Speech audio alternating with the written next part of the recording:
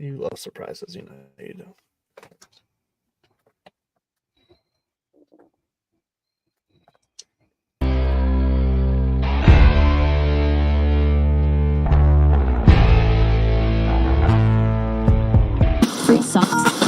I want to know if he's bunking up with Tyrrell, and if he's the big spoon or the little spoon. I think he'd be a little spoon just out of principle, because Tyrrell's kind of, he's got the elderly gravitas.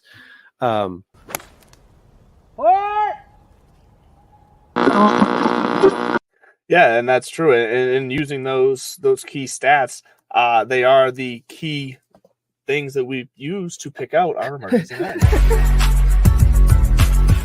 I don't appreciate the laughing, because I recognize how fumbled that was as I lost my train of thought. But anyways, back to the emergency. No.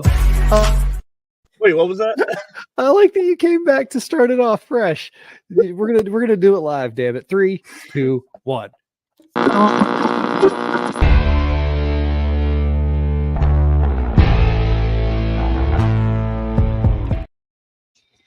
Get off me, copyright. Get off me, copyright. That's a great surprise. That's a wonderful surprise.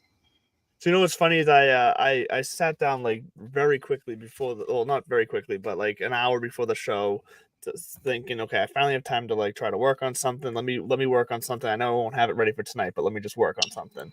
And I completely forgot that I completely forgot that I had worked on that like a couple weeks ago, but it was giving me issues with loading it into StreamYard. So here we are. It's I didn't have to spend any time on it. I was able to just load it in at work tonight, and we are back, baby. We got an intro back. And if any lawyers on YouTube want to come after us, good luck taking our pennies. How are you, bud? Good evening. I mean, morale's high. How could I be doing bad with an intro like that? Welcome to the show. Nice. So playoffs are here. Playoffs have happened. I absolutely just scrambled your brain by not going on for 7. You're used to doing a hi, welcome to Divots and Pivots Tuesday night. I'm your host, Andrew LeDuc, as always. Right. Chief. Bud, how you doing? And then you're used to checking out for a solid 7 to 9 minutes. That's usually what happens. I mean, that's usually when I sit back and retweet out that we're live. I mean, it's kind of like that teacher who always does their quizzes at the end of class. So you can always sit there and study, and then all of a sudden they walk in, the bell rings, and they're like, you know what? We're going to go ahead and get the quiz out of the way first, so we can move on with. And you're just, all right, back it up real quick. I'm doing great. Morale's high. You just said playoffs, and you were about to dive right into it. How? I was jumping the gun. Yeah, and you said you had a surprise, which I was pleasantly surprised by the music. I thought you were going to talk about your other surprise, which you've been full of surprises lately, and you got engaged. I did get engaged this weekend. It kept me very busy this weekend. Congratulations! Thank you. It was a whirlwind of a weekend. Had this whole plan for Saturday after a big cornhole tournament family fundraiser thing that we did, and then life happens and news happens, and I had to push it to Sunday morning. But you know what? It was more naturally beautiful that way, because it was so simple. Literally, it was just simple at home. No, I just like the way that said naturally beautiful. Sorry, it was. So walk us through it. Sunday morning, what was it like? How long have you been planning this? Set the scene. I'd been planning. I mean, I knew I was going to be doing it for a while. Actually, I was about to say pause. I'll pull back that. How long have you been planning this question? You've from the moment you've met this young wonderful woman, Anna. You've known that you were going to do this at some point. Yes, we all get that. Duh. That's a gift. This was coming for a while, but I will shout out Jared Galleria. They turned the work done on the ring around like weeks faster than I anticipated it. So I did have to expedite the plans a little bit, because part of the work included her grandmother's old ring. So I knew she would notice it missing. So once I had it, I had to act fast. So I like instincts. All right. So Sunday morning rolls around. How did you do it? We were late in bed for a while. Like I said, we got some news Saturday night that I won't share here, but it rocked some worlds. And so the timing wasn't right Saturday night. So we spent a lot of time Sunday morning kind of recharging, just literally laying in bed in silence, just listening to the rain and trying to relax and enjoy. And then, the moment eventually felt right, and literally just talked to her about it. So did the whole get down on the knee, and it worked out perfectly. Mazel tov. Yes. All right. I'll move on. I honestly have about 7 more questions around this, but we'll take them off the air. You were about to go directly into the playoffs, which I applaud you for that. I don't mind that. I like that effort, but there was some other golf going on. Starting with, did you catch anything coming out of the Greenbrier, the Live tournament? I didn't watch a lot live outs after Friday. No, nobody watches live. Nobody watches Live live. Yeah. So, no disrespect. Oh, Live. Sorry. Yeah, no, Live. I didn't watch any of the Live. No. Other than no. Although who was did Brooksy win? Yeah, Brooksy in a playoff. That's what I heard. Brooksy in a playoff. John Rahm once again letting a lead kind of slip through. I think the Olympics might have been that kind of breaking his brain kind of thing. But isn't he a little pissy? Did I see a pissy comment from him about people making stuff up and he's glad he made his decision? Did I see a comment like that right? Probably. I haven't seen anything like that. I saw it in passing, so I won't dive too much into that because I don't want to be wrong. Oh, God, no. Podcasters speculating about shit that they heard online. Stop the presses. I did hear those front end rumors of he's regretting his decision, yada yada yada. I thought it was interesting that Greg Norman came out and was like, because this came out during the Olympics, that maybe he's regretting his decision. And, that's right. All this kind of bullshit. And then Greg Norman was like, no, listen to his agent. He's happy. And all I could think was like, or his general manager, all I could think was like, it's not a good look. You should say talk to him, but whatever. And so if it's not true, then yeah, I'd be pissed too. And I don't think it is true. I don't think he's regretting it. I think that we just have that storyline teed up because he's not performing. And so what goes well with lack of performance? Regret, did the money get to him? Did he do it for the wrong reasons? Is he questioning his entire life, life's decisions here? Every decision. And so, damn. But I don't think he is. I think he's crying into his, they're Spaniards. They cry. We'll talk about another Spaniard crying. What are you sipping on? What's the show juice tonight? Oh, geez. Well, I'm honestly, if that's an energy drink, we're done. It's not. I'm finishing a Truly lemonade right now. Because I had that earlier while I was just relaxing. But I'm finishing that so that I can drink my black label. My double black label, my Johnny Walker double black. I think Scotch is disgusting. I could never get into it. So here's the thing. I don't know how to describe this. I also don't like Scotch. I like whiskey. I like bourbon, but I tend to jump off on the Scotch train. So this was a birthday gift from my now fiance a few weeks back, and she didn't know what to get me for whiskey, so she walked in and asked the guy, and the guy so graciously sold her something way more expensive than she needed to buy on me. For what I like out of whiskey. So she took a risk, and I opened it up. I saw it was Scotch. I was like, okay, damn, like I'm probably not going to like this, but I'm going to have to play it off. But then I took a sip, and I was pleasantly surprised. This is the first Scotch that you can regularly get that I've liked. Other than this, the only other Scotch I've had that I've liked was I think it was a Pappy Van, one of those super expensive ones that I just happen to know somebody who had it once and let me have a sip of it. That was good. Other than that, this is the only Scotch I've liked. You're a better man than me. I would have regifted that shit in a heartbeat. I wouldn't have let her know about it. I'm drinking it. Regifted it. I like it.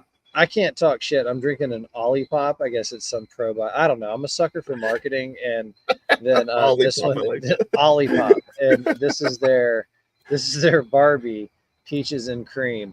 And I got to tell you, I did not get it because of the Barbie. I'm not anti-Barbie or anything. I didn't see the movie. I saw Oppenheimer, and I'm still reading the book, and I'm intrigued by that. I'm sure I'll watch Barbie at some point, having a daughter, but really it was the Peaches and Cream, because I get a hankering every once in a while, especially ever since I quit drinking. My body still craves sugar, and it used to come in the form of bourbon. And so now I'll go out, and if I see something like it started with, and as classic, this is a tale as old as time, right? It started with a strawberry diet Dr. Pepper, and I came up with like a 12-pack of this shit. And you're like, oh wow, I like the sweetness of that. I do, but it almost caused a divorce in my family, and because my wife started judging me, and she was like, "What in the fuck are you drinking?" I was like, strawberries and cream. Or I think that was strawberries and cream. And she was like, this is the most disgusting thing I've ever heard in my life. It sounds like cough syrup. So I was curious. I can't really talk shit about your Johnny Walker double black label. I'm sure there's a bunch of bros out there. Throngs of dudes willing to throw shade at me because I don't like scotch, but big bourbon guy back in the day. Love bourbon. I love the burn of it. Scotch, I don't know how to describe it. There's something sharp that I don't like. And it's not the burn. I love the burn of the bourbon or the burr. It's for me, scotch is the after. I don't like the after smokiness. Like I like the initial bite. I like the burn, I like the flavor, but then it's the way it sticks around in my mouth and in my throat. I don't like that. Yeah, I don't find it smoky. I find it more like transmission. Like when you're on the highway and you can smell somebody's clutch, a couple of cars up and you're like, oh buddy, that's not going to be good. All right. So there was golf, live golf. Brooksy won at the Greenbrier. I believe, and don't quote me on this because I do not pay as close attention as I should. I believe their next stop is their like tour championship or whatever. That's going to be somewhere in Texas. I think, or They caught heat because, all right, let's get to the bottom of this. They caught heat because they announced something at some like smaller-ish course, and then they countered with, oh yeah, and by the way, we're also going to play here. But I want to say the former is the sooner one, Live Golf. Let's go to their ever reliable website. Oh my God, you and that website, you always give it a chance, and then you always sit here while you're looking at it live, get completely lost and complain. Golf but louder. I love that. I love this. Where to watch. You can download the app. You can They're really still riding that tagline, huh? Golf but louder. They're still riding that. They still have the CW up here, but hate to break it to them, that's not going anywhere anytime soon. Actually, I do think that CW is going to re-up with them. What the fuck's their schedule? All right. There was that one time they were in their first year though, where the site was down for like 8 hours. Yeah. Oh, bless you. Bless you. Whoa. We're polite on this show, so we always send the good. Those were some the team. Oh yeah, it's the team championships that are going to be at coming up in Dallas, and then I want to say the individual championship is supposed to be Bolingbrook. Okay, no, so Bolingbrook, Chicago Bolingbrook, that's the one that everybody was like, Bolingbrook, like they're going there, because then I think the team one at Merido Golf Club is the one that's like that was their counterpunch to say, yeah, but we're finishing up here. Still, nobody cares about either one of those. I go back to, I think that Live is kind of like, you know what it is? Here's Live Golf. They're a traveling circus. And I mean that like Ringling Brothers or even like Cirque du Soleil, which I've gone to seen Cirque du Soleil twice, humble brag. The classy versions, not the flea circus. Hey, back off. Some of those are hard working fleas. Carnies. But when they come to town, you'd go see them. You might get the family together and go see them. You might get your buddies to go see them. But you're not going to watch it on TV. Why? Because it just doesn't translate well to sitting on your ass in your house and consuming it. It doesn't mean enough on the other end. I got really pissy last week. Really pissy. And I kind of pissed off some people on the internet, which is one of my favorite things to do. I really think that I was kind of put on this earth to be a troll. Because in real life, I don't care too much to do the banter, the back and forth. But online, I just think it's hilarious the way that some people try to act, or the way that they, you think that the PGA Tour is, so pure. I'm like, so personal. They take it. So personal. Yeah, or what? Why don't you go suck Jay Monahan's? I'm like, I didn't even mention either PGA Tour or Jay, but I mean, since you're so worked up about it, no. But when they come to town, and you might go check them out, but you still don't care that it's $4 million. You care that it's Brooks Koepka or John Rahm, who I also go back to Brooks, saying, or Brooks or somebody is Bubba maybe. We're kind of like Arnold Palmer and Jack Nicklaus when they broke away from the PGA to make. I think that was Bubba. Yeah, it was because it was my bonehead comment of the week. Bubba's also the one who recently said team golf is here to stay, which was such a misguided comment, but continue. Sorry, I don't want to derail you. It might be. I don't know how much longer the Saudi Public Investment Fund's going to want to just keep hemorrhaging money, especially if they do land the deal with the PGA Tour. Yeah. But that wasn't the part that ticked me off so much. Is team golf can be here to stay, and I think there is something to it. you might, I mean, shit, I look at these YouTubers that are coming out and how many of them might sign a contract to say like, hey, why don't y'all pair up for the year? And that's something that's relatable for us, buddies groups who it's like, all right, there's 16 of us and every year we draw names out of a hat and that's your partner for the golf season, for better or for worse. Like you have to stick with that. That I could see something like that, a series like that. YouTube, hit us up. We'll comment. That'd be fun. We'll announce. Maybe we can get Jake Marsh to help us out with the play-by-play. He's doing PGA Tour golf again. Shout out Jake. He's phenomenal. Nice. Like he needs my help with publicity. He's just such a solid. I say solid young man because I mean he was back in the day. Yeah. I mean he still is now. But I'm saying like he puts golf like I just saw he did 9 holes in 90 seconds on his Instagram. That's pretty funny. I need to do some stuff like that. But anyway, that's fun. The live golf thing. I don't see it. I don't see it surviving. But when Bubba was like, Scotty Scheffler's made a whole lot of money because of us, I wanted to scream. I wanted to throw my fucking phone into the television, and then I don't know what next. Real quick analogy. If my house burnt down, and I've used this before because it works, but if my house burns down and all of a sudden I have to replace all my shit, the insurance company covers it. I get a bigger house. I get more stuff. It's better stuff. It's newer stuff, but I don't have like stuff that like means a lot anymore because all the good stuff just, went away. And then somebody's like, and I'm lamenting one day about how like, man, like I kind of had a nice house. And like, yeah, but look at your house now. Isn't it so much better? Aren't you glad that your old house burnt down? It's like that. They don't, I mean, I always wanted to upgrade my house, but I'm not saying it want to be like, so yeah, you can say that you wanted these PGA Tour players to make more money or to get whatever change has been coming, but then to suggest that it had to happen through this manner, it's one of those, I don't buy it. I don't think you had to be this destructive, and it was destructive. It is destructive. It is divisive.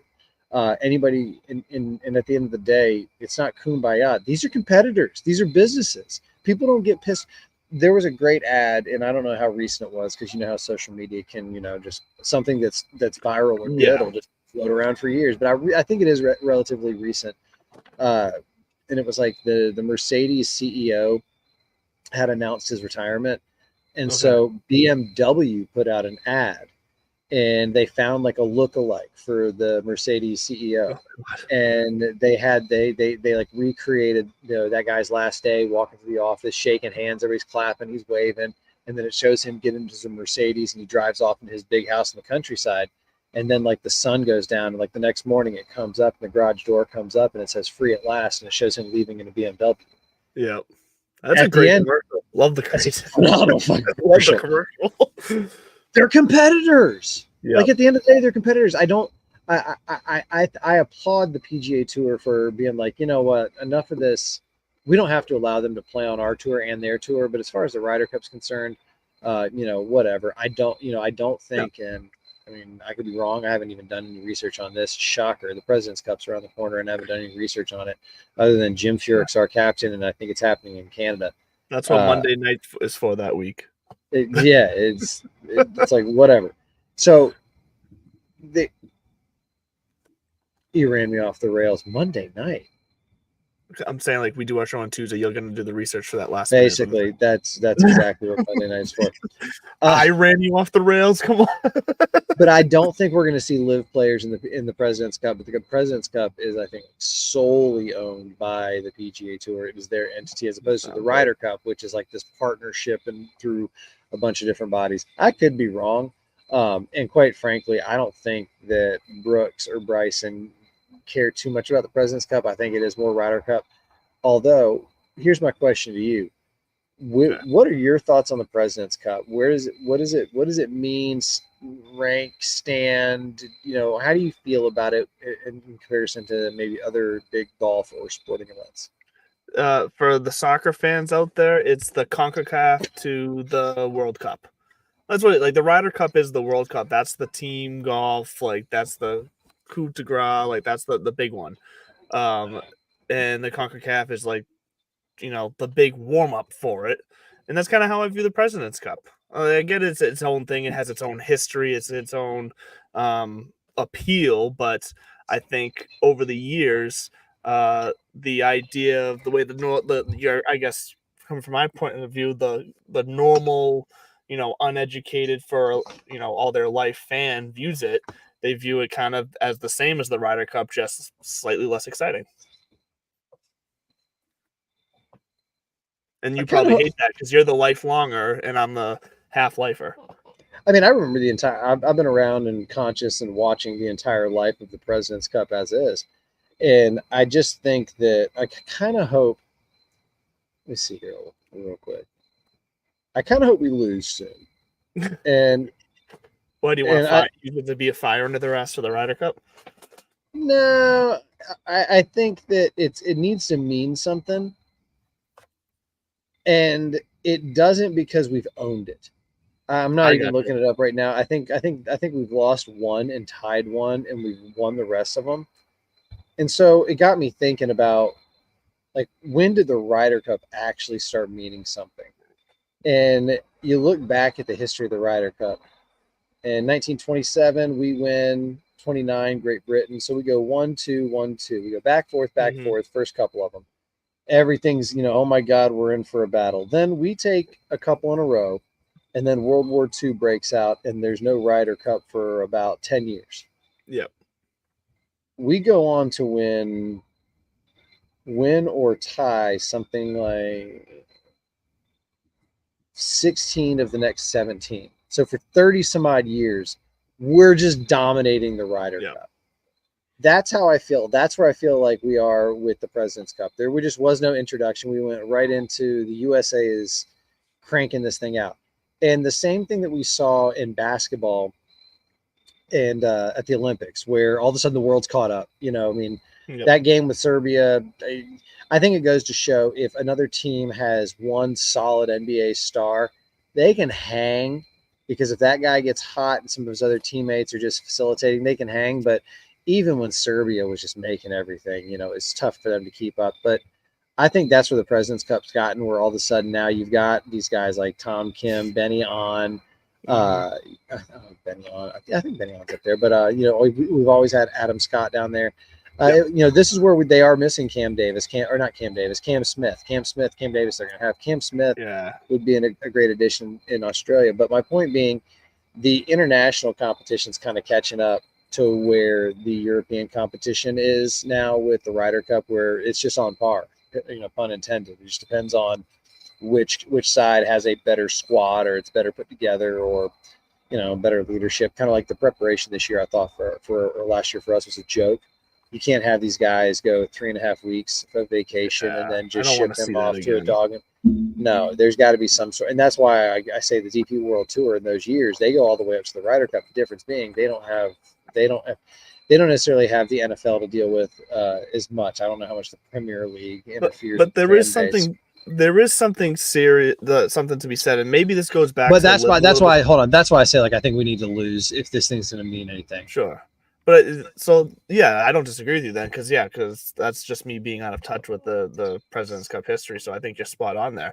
But I think there's something to be said about how do you expect the fan and the fan groups to take it serious if it feels like the players aren't. And I think that I think for the past Ryder Cup last year, even though it seemed like the preparation, like you said, was a joke, I still feel like the American golf fans showed up and showed out for that, and then we're just very disappointed come day one. And I think as a whole, the golf fans showed that. But I think that can, maybe that does go back to LIV a little bit, in the sense that, does LIV take it too lax for the fans to really give a crap about it? Is it just too loosey-goosey for fans to take it serious if they feel like maybe the players are out there just kind of, cruising through? I've never thought about it that way, but I mean, I never did either, literally till right now.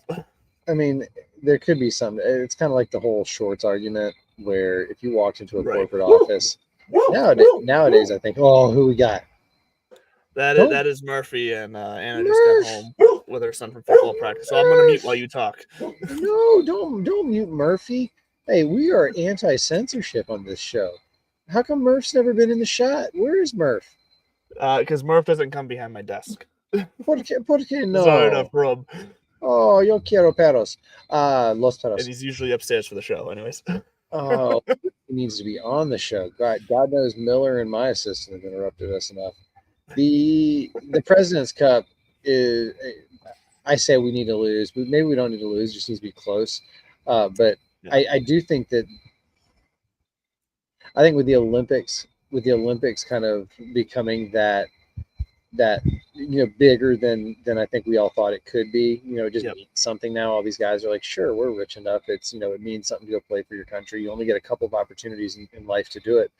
I think with that mentality coming up, the President's Cup is going to start meaning a little bit more. There's going to be a rejuvenation of it.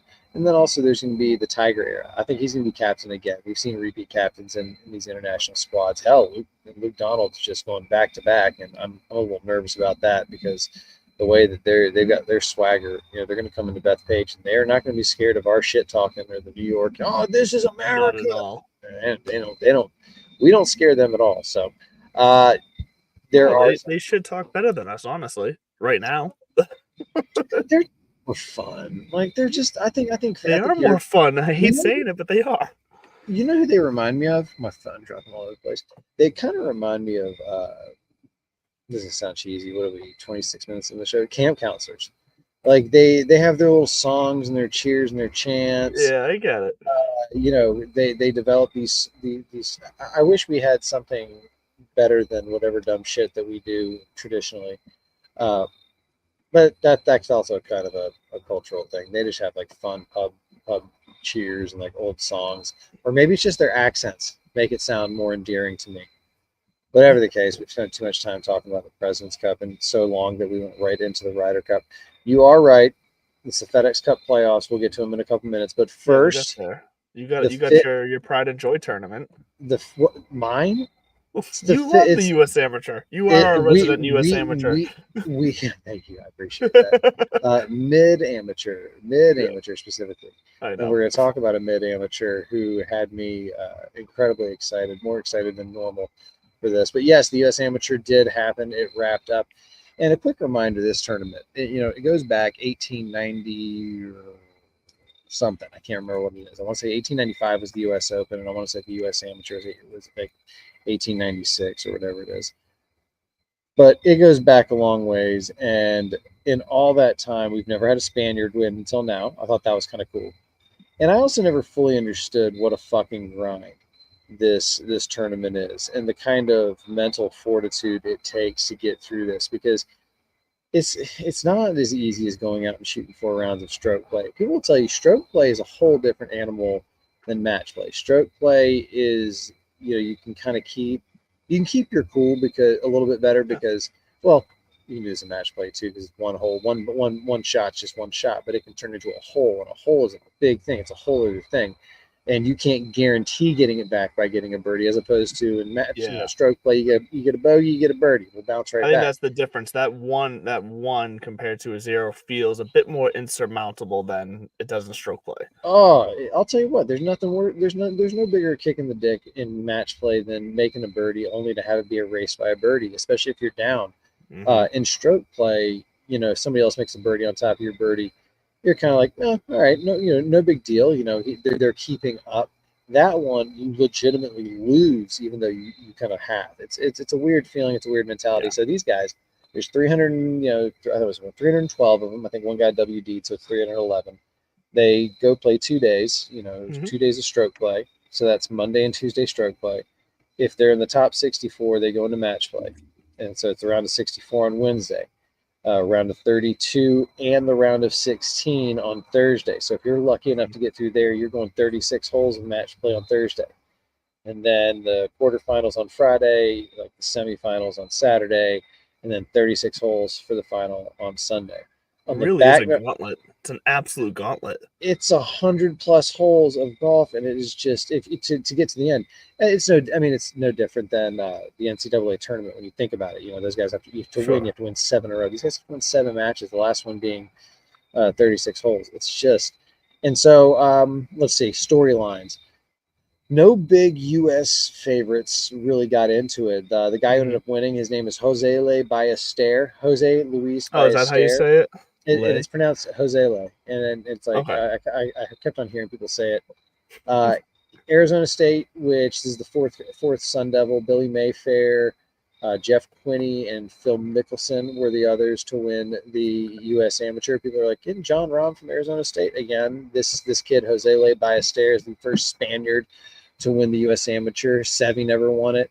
Right. Jose Maria Olazabal, which I thought it was Olazabal, and I keep hearing the Brits say Olazabal and all the Europeans say Olazabal, which I'm trying to wrap my fucking head around. But he never took one of these home, so it's a big deal for the country Spain, especially with John Rahm against the ropes and having let that gold medal slip through. This is a big deal for him, and his country mates. As a matter of fact, it was an all Spanish semifinal on that half of the bracket. That was another kind of big deal there. That's fun. That's cool. Well, sorry, I'll let you finish your No, points. go ahead. I have a question about the Spaniard part of this, because I was looking it up, and it says he's also only the second to claim any USGA championship other than John Rahm, when he won the 2021 US Open. Yeah. So that just threw me off a little bit, because I'm now trying to think of, okay, which non-USGA championships was it that Sergio has won? He hasn't. So none of his wins that were USGA ones. No, Sergio. That's what I'm saying. I think I'm lost on the confusion there. Yeah, it gets thrown. You get thrown. This is the second Spaniard to win a USGA championship. The other one being John Rahm in the US. Yes. Yeah, Sergio. If anything, I want to say Sergio may have won the amateur, the British amateur. But let me pull this up. Sergio Garcia. God, well, yeah, but there's obviously other I think that I'm getting lost in the comparison of USGA and PGA. You know what I mean? That's where I'm confused with myself. Yeah, the USGA is the US Open, is the only kind of professional. Or there's the US Open, the US Women's Open, the US Seniors Open, and then there's the amateur, the mid amateur, the junior amateur, the junior girls. There's I think 14 or 15. There's the adaptive amateur now. Let's see. What did he do? Well, that makes sense. And Sergio's only won PGA events. That makes sense. And that's what I was trying to just clarify, because I talked myself in circles in my head as you were talking about the Spaniards' history with USGA events. And I was right. Sergio won the amateur, so the British amateur. So he won the amateur in 1998. He got to the semifinals of the US Amateur. So this kid, Jose Le Ballester, he wins, and he immediately starts crying, like hugging his caddy, which I thought was sweet. It was like the passion of that kind of, he kept on saying, "Vamos, vamos, España." On his glove, he had written "here and now," but in Spanish, "aquí y ahora." There you go, Miss. Shout out Miss Pretty and Miss Slaughterback, Senora Slaughterback, not Miss, Senora Moody. Anyways. And then the word under that was tempo, which I thought, which is kind of my own little mantra. I always say tempo, tilt, and trust. Yep. That's what I tell myself: tempo, tilt, and trust. That's my little triple swing T's. thought. Tempo. I like alliteration and grouping things in threes. Helps, but that was his here and now and tempo, which I thought was pretty cool. The kid that he beat, Noah Kent, he came in and. He said after the round of 32, he's like, I do feel like I'm the guy to beat here, this, that, and the other, which I thought was cool. Yeah. He was down 4 after the first 18. He was down 4 late, and he made a charge, got it all the way down to 1, and then just couldn't quite finish him off on 17. Yeah, he couldn't. He shot all of his bullets. He did a little too late. He fell apart on the 18th too. In the bunker over the green, couldn't hole out for but. I mean, damn, as a runner-up, he's still going to he goes to the U.S. Open next year. I want to say the Masters might give him an invite. Definitely the amateur champion gets an invite to the Masters. Yeah. But the runner-up definitely gets the U.S. Open, and sometimes I think they get the Masters invite. Just depends. It was a great tournament. I think it's one of the best things in the world. The Havmeyer Trophy, that gold trophy they get to hoist. People forget Bobby Jones is the leader in the clubhouse. 9 USGA championships, 4 and 5 U.S. Opens and amateurs. And then Tigre is also tied with 9, but I think his are more impressive. He's got the 3 U.S. Opens. Obviously, Pebble Beach, Torrey Pines, and Bethpage Black. But then what he did, and I saw a stat earlier, and then we can move on. First of all, what I was referencing is Tiger won 3 straight U.S. Junior Ams, and then he went right into 3 U.S. Amateurs. Great, grand, wonderful, whatever. somebody just found this out or posted this. If you take Scotty Scheffler, who's the best ball striker on the planet right now, and you take his strokes gained statistics, and it's like, you know, strokes gains tee to green, and then somebody else who's the leader on the tour right now for strokes gained, you know, around the green and putting or whatever it is. If you take those two guys and you get their strokes gained total, it's like 3.38. And then they said Tiger Woods alone in 2006, his strokes gained total was 3.44. And it's like it was Brandel Chambly posted it. He's like, he is the most complete golfer we have ever seen in our entire lifetime. And I think that run that he made of every year that he could, saying, I want to prove that I'm the best golfer in this country, if not on this planet, however I can. US Junior, US Junior, US Junior, USAM, USAM, USAM.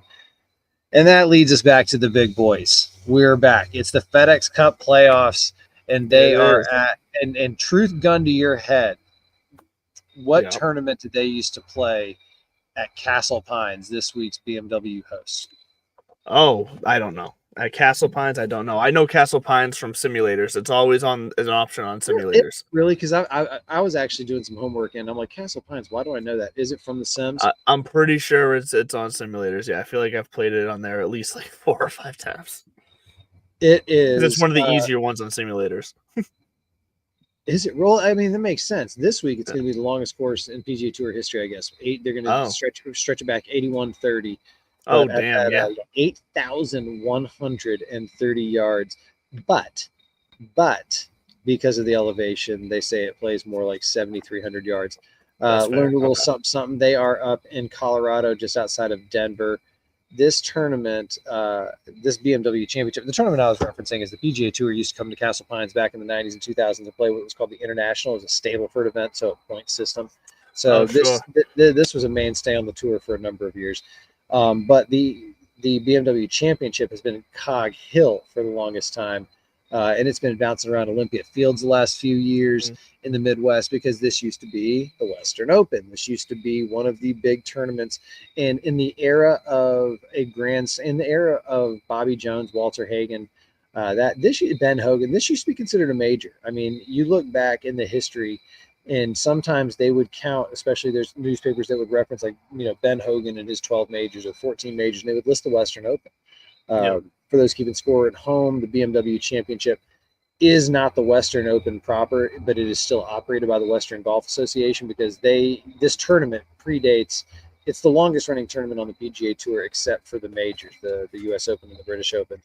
And so this is one of the biggest deals. It was kind of I'm not going to say not everybody was on board with this tournament being sacrificed to the FedEx Cup gods, because in 2007, when the BMW Championship premiered as a FedEx Cup playoff event, there were a lot of purists who were pissed off at the Western Open going away. That's just the nature of change. You know, it's one thing to take a tournament and just change the title of it from Western Open to BMW Championship. That, you know, the waste management used to be the Phoenix Open. Everything used to, you know, pretty soon the AT&T Rose Bowl presented by. They're honestly all changing now. Everything's changed. Pitbull just got the naming rights to Florida Atlantic University. We're gonna do that again. Seriously, so I mean, like, it's all coming out. You're gonna be at Divots and Pivots, you know, ballpark here. Littleton Parks and Rec is gonna hire us to do their play-by-play. But this was a big deal for a while, and so it's kind of cool to see this tournament going back out west, further west. Although the quote-unquote Western Open, you know, back then Chicago was considered kind of quote-unquote West. I don't know. I'm gonna say quote-unquote one more time. So I bring all that up to say top 50. Yep. And this is going to be a course that is going to be friendly to them because of the elevation. And something I learned about that was, I think it's like for every 1,000 feet, they adjust 1.3%. So that's how they calculate roughly. Like if you hit a 7-iron 180, you're going to hit it 200 this week. And to me, that's where your caddy comes into play. Seriously.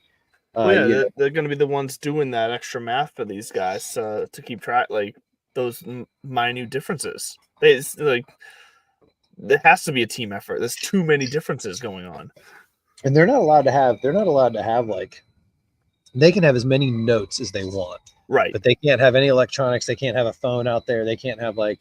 Well, and they still got to fit it all in the same size yardage book as everybody else. So it's not like they can walk out there with a 3-ring binder and that's a trapper 8.5 by 11. Yeah, trapper keeper. It's got to fit in the pocket still. So yeah, there's got to be some real what's the word I'm thinking of? Like they got to be real deliberate with what they choose to put on that paper. What is important? Anybody who is a fan of the history of the game or anything like that, Castle Pines was a Jack Nicklaus design back in the early days. The developer back in the 60s found this place and found a couple hundred acres. And really, the legend has it was driving up and turned up Castle Pine Road and got out and walked to the top of a cliff and a ridge and looked out and saw the vision. And then it took him like 15 years to buy up all the land. Yeah. All the while, he enlisted Jack Nicklaus to come and help him develop it. They would take helicopter rides. They would take like horseback rides and, map this thing out. And it was, they tried to bill it as almost like the Augusta National of the West. It is one of the more exclusive clubs to get into or around. I will be out in Denver in a couple of weeks for a wedding. I'm looking to get a tee time. Ooh. Castle Pines, if you're listening, I'll give you some luck. We'll review it right here on the show. Come on, let me out there. Oh yeah. I'll review the simulator version of it at the same time. How about that? Good side by side. So I'm intrigued. I'm intrigued because of all of that, because all the history of the to the point where they still have it's the J.K. Wadley Trophy is what they played for the Western Open. The Western Open goes back to 1899, and in 1923 they introduced the J.K. Wadley Trophy. It was donated by, wait for it, J.K. Wadley. And to this day, if you win, and you'll see this, you can look up Victor Hovland last year, you can look up John Rahm a couple of years ago. If you win the BMW Championship, you get presented with both trophies. You get your name put on the J.K. Wadley Trophy, that is the Western Open Trophy, and then that goes back to the Western Golf Association headquarters, and then you get to take your own BMW trophy and probably a car. I would imagine you or your caddy get a car. Then BMW is the sponsor. So, which they then probably just donate because they already have one or something like that. But I think the biggest story of the week isn't so much where they are or even who's there, but it's who's not there. Yeah, who's not there is some pretty big names, including a few guys who have won on tour this year. So that gives you a sense of what the field is like, the level of play that's right now. We've seen it in the past years, more so recently than I feel in the early stages of the FedEx Cup Championship, but recent form really factors heavily when it comes to the FedEx Cup playoffs, because we see guys like Nick Taylor, like Jake Knapp, like Min Woo Lee, I think also won earlier this year, didn't he? Or am I mistaken that? I think I might be mistaken that one. But either way, he won down under. Okay. So like there's winners who were in it last week who were just about 10 to 12 spots out coming in this week, but they won earlier on in the year, and their form has slacked a little bit recently, and recent form is so important in these playoffs. You just got to really get hot. Someone who's getting hot right now is Hideki Matsuyama. We will get to him later, but yeah, we got guys such as Tom Kim just missing out by one. Mackenzie Hughes has had a good year. Justin Rose has had himself a nice little surprise year this year as well. And then, like I said, Nick Taylor, Jake Knapp, Min Woo Lee. I mean, those are really the main names. So the one name who is missing out here that we do need to talk about, Jordan Spieth. I don't know if you saw the news. Jordan Spieth is immediately he's probably already had it, honestly, surgery on I believe it's his wrist, his right wrist, I believe. I could be wrong there, so don't at me. But Jordan Spieth, we'll see what type of recovery time that means for him. What was that? I said, please at him. Yeah. Well, we'll see what type of recovery time that means for him, because now we're starting to think about next season for Jordan Spieth.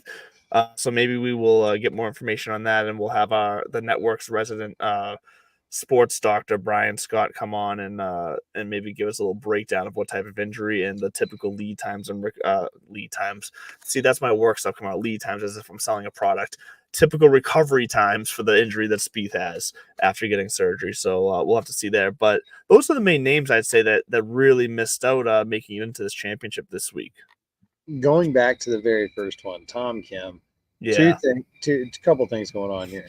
First of all, on Sunday, he got pissed off. He missed a putt. He slammed his putter into the ground. Which is so unlike him, too. we've all done it. Yeah. But fix your fucking marks, man. That's just a bad look. No matter what. I did a couple weeks ago. I was in a tournament, and it was the club championship. Could not find the fairway on Sunday, and on one of my drives, I hit it, and I just go fuck, and I slammed my club right into the ground. I immediately, I looked at my playing partners. I said, I apologize. It's like I was on call for, and one of the guys goes, "No, I would have done it too," because it broke the tension because it was just like, "Thank you, I appreciate that." Like that was just not me to. But that's also where you're like, so you're admitting my shot was that bad. Like screw you, man. Right. Luckily, I didn't make a mark in the ground and everything. It just that was an uncomfortable or on moment. a green. But on the green, man, and then your caddy apparently had to come fix it. So people might be asking, you're like, that's unlike him. Well, a quick reminder, he's about to get drafted by the military, or he's about to find out what he's going to do, because going into the Olympics, it's kind of tradition for some of these countries, because a lot of other countries, and there's something to be said about this, a lot of other countries have mandatory national service or mandatory military service. Sometimes they say national, you can go be a teacher, you can pick up, trash on the beach, you can do that kind of shit. But a lot of countries, South Korea included, because you got you're surrounded by enemies, figuratively and literally. It's basically countries that are in a constant potential war state. Right. They're on that kind of constant alert. Between certain ages, the ripe ages of adulthood, you got to go serve your country, and sometimes these countries will grant exemptions for special people, whether it's a celebrity, a singer, a sports star, whatever, or if you've done something extraordinary and already brought glory to the country and whatever. And so we've seen it from the Olympics. You hear about Olympians all of a sudden getting their service, just kind of extended or deferred or whatever they want to call it. And Tom Kim was in a position to kind of go make a run at a medal and didn't get there. And so I think in his mind, that was it. Like he knows that whatever this is over, that's what's waiting for him. And it was also, that was the beginning of it. That was the whole 12. Then he finished with some big numbers. I think he finished like 6, 6, 6. And he was close. He just fell apart. And I mean, when you're a professional, and he's young, he's 21 years old, 22 years old. I think he's 21 still. And, you have that kind of finish, and then you look up and you see how close it was. Yeah. That's when you start going back to, oh my God. Oh my God. Oh my God. So, RIP to Tom Kim. I look at the rest of that list, and that's what I was looking at too. Not too many of those names, except for Spieth, surprised me when you find out that Spieth is having surgery. It's kind of like, oh, okay. Right. It makes sense. So then you start looking up, and we got Captain Keegan, Cam Davis, and I love this Nick Dunlap story. I love that he was in contention, and I don't know if you saw this afterwards. There's videos of him on floating around social media, and somebody comes up to tell him, he's like, "Hey, I just want to let you know you qualify for the BMW," and he's like, "Oh my God!" And he just keeps repeating, "That's the most nervous I've ever been in my life." This guy has won. He won a PGA Tour event as an amateur. He won again on the PGA Tour. He won a U.S. amateur. I think he won an NCAA championship or was part of a team one. I can't remember which, if neither. And that was the hard thing, because it also means that these top 50 are guaranteed for the signature events next year. They released that schedule, no changes there, same signature events, other than I think instead of the Wells Fargo, it's the Truist. Which is going to be at the Philadelphia Cricket Club, because the Wells Fargo location, formerly Wells Fargo, the Quail Hollow tournament, Quail Hollow is going to be hosting the PGA. Anyway, big deal for this top 50, because that's job security, man. Having your PGA Tour card, because of this top-heavy concentration of wealth and splendor, I think it is kind of cheapening the value of having your tour card if it means you still have to fight to get into tournaments that actually kind of, get those points and pay those bills. But, then there's the Rory answer. Play better. I mean, that's how this game is trending. It's kind of getting. If everyone else is going to up their game, you need to match it. It's just you can't skate by. Honestly, you can't be a Matt Kuchar in this world anymore. I'm not saying he's just skated by, but because I love on Matt Kuchar, and I respect him, because we talked about it last week, like for a long time the most earning golfer on tour, because he went out there, he made cuts, he played solid golf, but never really went crazy with wins or anything like that. But we seen guys who win on tour and can't make it into the playoffs or can't make it past the first round of the playoffs. Like it's different. It's just a different game of golf these days. I also think there's just more people out there.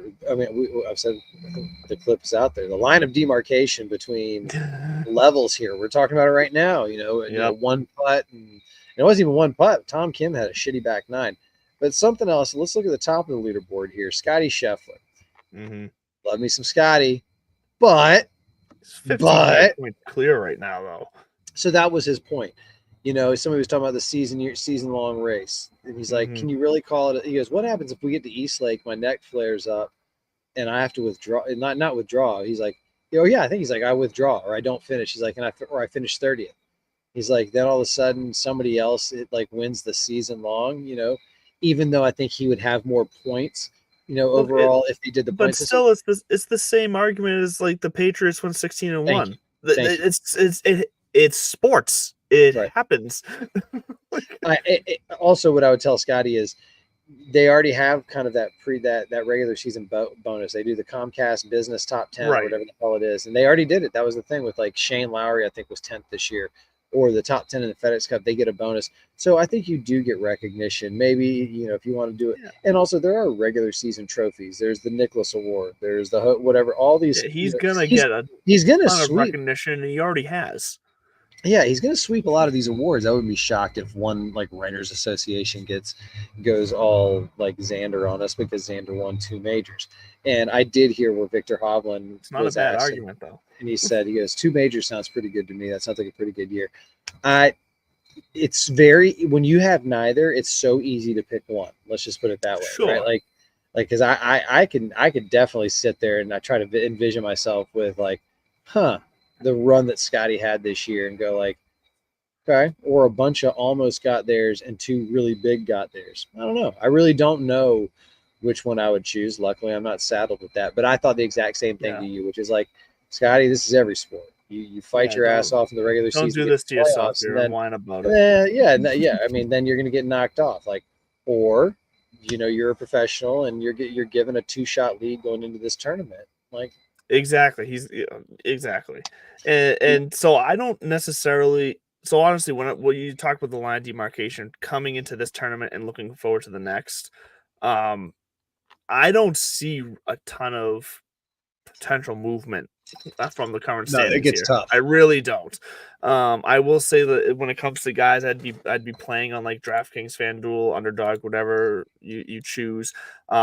I do have Max Gracerman is in my emergency 9 this week. He's ranked 47th. He's most likely not qualifying, more than likely not qualifying for the top 30, given his current position and given the guys in front of him. But I think he's going to play well enough for you this week, and probably not a lot of people are going to look at him to where he could help make you use some money. But I pretty much I'm pretty confident that this current top 30 is gonna hang on. I'd say maybe a Tommy Fleetwood or a Corey Connors can maybe knock off a Tom Hoagie or a Taylor Pendrith. But other than that, I think we're pretty locked into. We know what the Tour Championship is going to look like. Yeah, and I think number 6, Wyndham Clark's going to be in East Lake. But don't sleep on Wyndham Clark this week just for strokes gained home life. He's from Colorado. They're in Colorado. There is something to be said about sometimes these guys where, you know, it's not like they're playing in Florida or Phoenix where we have tournaments all the time. It's like, hey, we don't come to my home course often. Maybe there's something there, or maybe he's just back to being the way that he played last week. Kind of him and Rory. He's playing well since the Olympics. I mean, I don't want to take all the credit, but ever since I talked shit about him on the show leading into the Olympics, I think he has stepped it up, and he's playing good golf right now. So, yeah, Wyndham Clark has a very good chance not in contention to obviously win the FedEx Cup, but I think he could play spoiler to a couple guys maybe. I don't see why not. And then Will Zalatoris. I'd like to see Willie Z make a little bit of movement. I'd like that too. Sneakily, just because you know he was right there. It was the FedEx Cup. It was the St. Jude. That was like his first win, and then he was kicking ass, and then the back, and then that skinny little back just couldn't take that big swing. Speaking of skinny little backs, Akshay Bhatia as well. Keep your eye on my boy Akshay. Yeah, he's kind of like the left-handed Willie Z. Yeah. He's got like a 28-inch waist, and he's got these baggy ass shorts. All right, we got a couple minutes left. Listen, football is like here. It is. We're starting everything just around the corner. People are probably already having their fantasy drafts if they haven't had them already. I know. 3. I know my Georgia Bulldogs are going to be taking on Clemson here in a couple of weeks at noon kickoff. I'm not too thrilled about that nooner kickoff, but I do think that we are going to dismantle Clemson and make a statement of. We've got like this senior quarterback Carson Beck, all the good things going, but what do we need to know about the National Football League after week 2 of the preseason? Yeah, well, what you need to know now is just don't read too much into injuries, and if anything, use these guys getting rest in preseason to take advantage of some maybe less informed league mates you have who might see that, oh, this guy hasn't played at all this preseason, and it might be because of an injury, and they're not going to take him. Fine, don't let them take him. You take them instead, because you might get a few guys, someone like a Joe Mixon or a Jahmyr Gibbs. You might be able to get them a couple picks later than you'd expect to. So use it to your advantage. Use it to your advantage. As long as you don't panic, somebody else will, and you can bury them for it. I was just laughing about my wife had one of the greatest insults I think that I've heard in a while. Oh no. She just looked at somebody and was basically calling them an idiot, but trying to be nice about it. Just said, "I don't understand. Did you panic?" And I thought that was a great way to question. It could be anything. Like, somebody shows up, I see your shirt, and I'm like, the shirt.